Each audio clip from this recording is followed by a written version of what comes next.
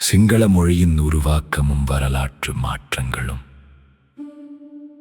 பௌத்தம் புதிய அரச ஆதிக்கங்களும் இலங்கையில் வலுவடைந்த போதும் பூர்வீக மக்களை முழுமையாக மாற்ற முடியவில்லை.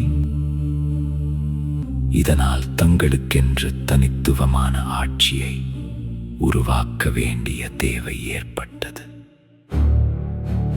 காலப்போக்கில் பாலி மொழி, வட இந்திய மொழிகள் மற்றும் ஆதித்தமிழ் மொழியின் தாக்கத்தால் சிங்கள மொழி உருவாக்கப்பட்டு விஜயனின் ஆதரவாளர்களின் வழித்தோன்றல்களின் துணையுடன் சிங்களமும் பௌத்தமும் வளர்க்கப்பட்டது.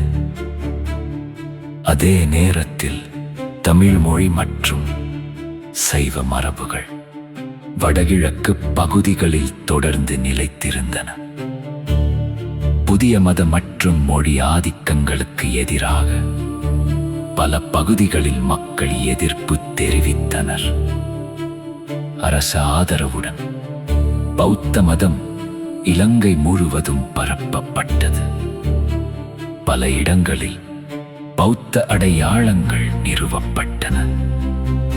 சில சைவ ஆலயங்கள் புனித இடங்களாக மாற்றப்பட்டதாகவும் பௌத்த விகாரைகளாக ஆக்கிரமிக்கப்பட்டும் இருக்கின்றன. இவ்வாறான மாற்றங்களை தொடர்புபடுத்தி புதிய வரலாற்று விளக்கங்களும் உருவாக்கப்பட்டதாக கூறப்படுகிறது. பின்னர் பௌத்த பிக்குகளால் தீபவம்சம் மற்றும் மகாவம்சம் போன்ற நூல்கள் எழுதப்பட்டன. இந்த நூல்கள் பௌத்த வரலாற்றை மையப்படுத்தி எழுதப்பட்டதாக கூறப்படுகிறது. அவற்றை பாதுகாத்து தலைமுறைகளுக்கு கடத்துவதற்காக பௌத்த மதகுருமார்கள் நியமிக்கப்பட்டனர். காலப்போக்கில் பௌத்தமும் பௌத்த மதகுருமார்களும் அரசியல் ஆட்சியை தீர்மானிக்கும் சக்தியாக உருவாகியுள்ளனர். ஒரு வருத்தத்துக்குரிய விடயம், காலங்கள் மாறினாலும் அரசியலில் மதமொழி ஆதிக்கங்களே இன்றும் தொடர்கின்றன. தமிழ் மொழி பேசும் மக்கள் தங்களது பூர்வீக நிலம், மொழி, பண்பாடு மற்றும் வழிபாட்டு உரிமைகளை பாதுகாக்கும் போராட்டத்தை தொடர்ந்து முன்னெடுத்து வருகின்றனர்.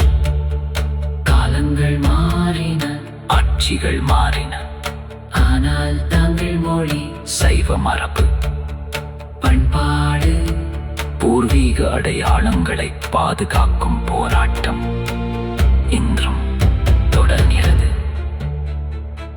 வரலாறு என்பது எழுதப்பட்ட கதைகள் மட்டுமல்ல, அழிக்கப்படாமல் காக்கப்பட்ட நினைவுகளும் கூட.